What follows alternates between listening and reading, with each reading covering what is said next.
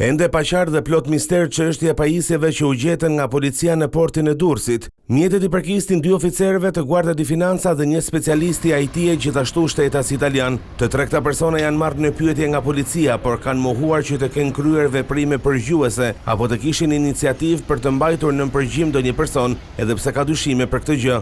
E vetmja gjë që ata kanë deklaruar ishte se kishin bërritur në Shqipëri për të bërë disa veprime hetimore në ujërat ndërkombëtare, por që nuk kanë lidhje me Shqipërinë.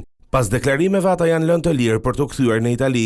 Burime bëjnë me dije se në mjetet e tyre që tashmë janë sekuestruar janë pajisje GPS, marrës të dhënësh, kompjutera, fisha e të tjerë. Këto materiale janë pikërisht pajisje që përdoren për përgjime. Ende nuk dihet nëse ato janë përdorur apo jo, por pritet që përgjigja të jepet nga laboratori shkencor i policisë. Nëse pajisjet janë përdorur, ato lënë gjurmë dhe pas ekspertizës do të vërtetohet nëse janë vendosur në zbatim apo jo. 2 oficerët e Guardia di Finanza dhe specialisti i IT-s kanë hyrë në Shqipëri në datën 5 dhjetor dhe sipas tyre do të qëndronin pak ditë. Të njëjtat burime shtojnë se autoritetet italiane kanë njoftuar me vonesë palën shqiptare për zyrtarët e Guardia di Finanza, ndërkohë çështja po hetohet nga prokuroria e Durrësit.